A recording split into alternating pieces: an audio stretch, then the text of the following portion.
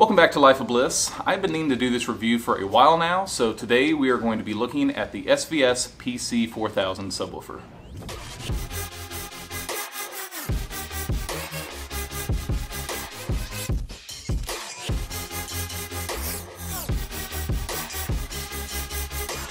Now, if you saw the unboxing video for this subwoofer, I went over all of the features and specs that the PC4000 has to offer.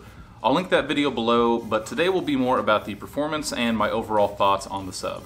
Now first, I gotta mention the design. As a lot of you mentioned in the unboxing video, yes, this does look like a small water heater.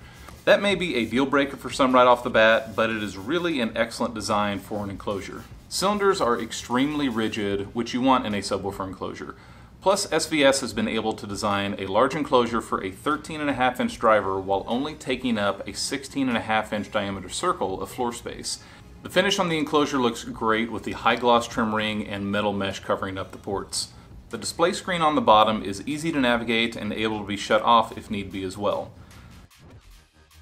One thing I was concerned about was the fabric used to wrap around the enclosure. With two cats, I thought they would try to use it as a giant scratch post, but so far they haven't taken any interest in it. But that's something to consider if you think the fabric will be an issue. To get some performance data in my room, I fired up Room EQ Wizard and used a UMIC1 to take some measurements. Now for the past several years, I've had a DIY 15-inch Dayton Ultimax subwoofer in my system, powered by a Crown XLS 1000 amplifier. So that's kind of my baseline of what I'm used to down here performance-wise. I'll be showing data from both subwoofers so you can get a good idea of how the PC4000 stacks up to a similar size DIY setup. So after level matching the subs, I ran a few sweeps from 10 Hz to 200 Hz with the UMIC1 in the main listening position. The Dayton Ultimax 15 only has one measurement, while the PC4000 I took 3 measurements, one for each tuning. First, we'll take a look at the Dayton Ultimax sealed 15-inch sub. As you can see, things could use a bit more tuning to flatten out the response, but this is a good baseline for what I have experienced in my theater in the past. There's a pretty decent dip around the 38 Hz mark, and the response starts losing steam around 25 Hz and falls off pretty quickly after that.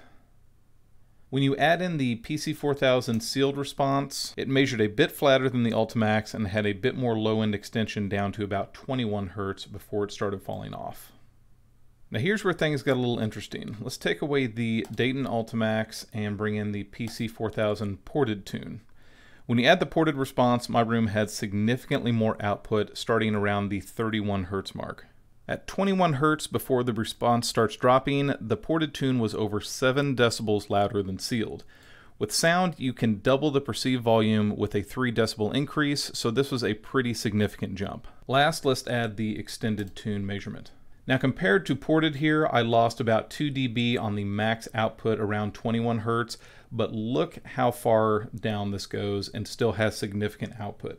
There is still a pretty significant response around 17 Hz and under before it starts dropping off. The extended tune has over 4 decibels louder at 17 Hz than sealed and over 13 decibels louder than the ported tune.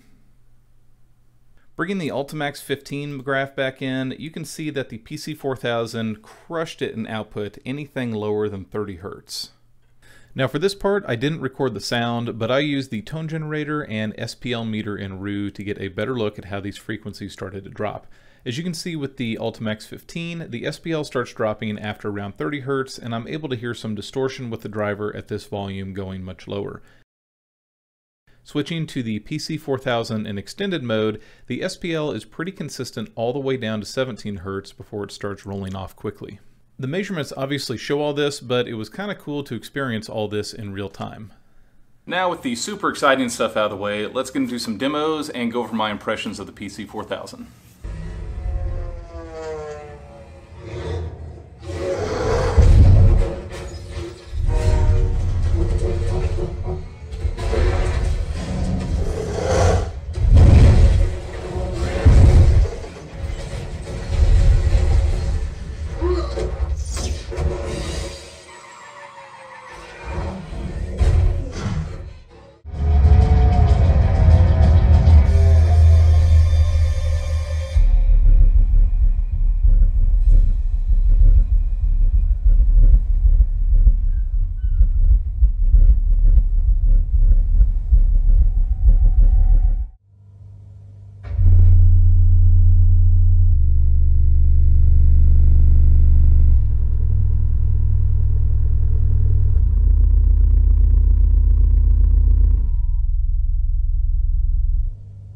As far as sound quality goes, this subwoofer did produce some tight, accurate bass. I did enjoy the extra output from the extended mode by plugging one of the ports, but when there were some lower, deeper bass notes played at high volumes, there was some chuffing that did occur.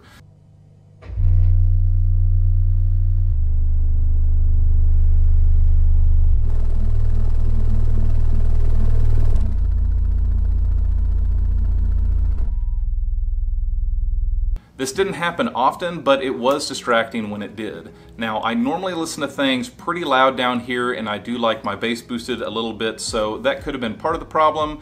But if you were listening to this at moderate listening levels, it probably shouldn't be an issue. But it is something to keep in mind if you were looking to run this in the ported or extended mode. Now let's talk about the price. A PC4000 will set you back $1,800.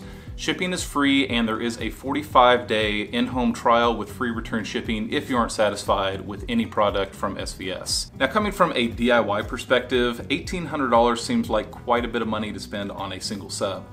But when you start looking at all the features that the PC4000 has to offer, the price starts to become a little more reasonable. The integrated 1200 watt RMS amplifier, multiple tuning options, wireless control with the SVS phone app, and the attention to detail with the finish all stack up to an extremely powerful and good-looking subwoofer to easily integrate into any system. Overall, I have had a blast using the PC4000 in my home theater. Couch-shaking, reference-level output, tight, accurate bass, and the ability to adjust any setting on my phone from where I'm sitting has made this an excellent upgrade over the Ultimax 15-inch woofer that I've been using in the past. If you are interested in the PC4000 or any other products from SVS, I will leave links down in the description below. Again, I'd like to say a big thanks to the guys at SVS for sending this unit out for me to demo and review. Hopefully this video helped you out if you were looking to buy the subwoofer from SVS. If so, hit that like button, subscribe for more home theater content, and I will see you guys soon. Hey buddy, can you lay down? No.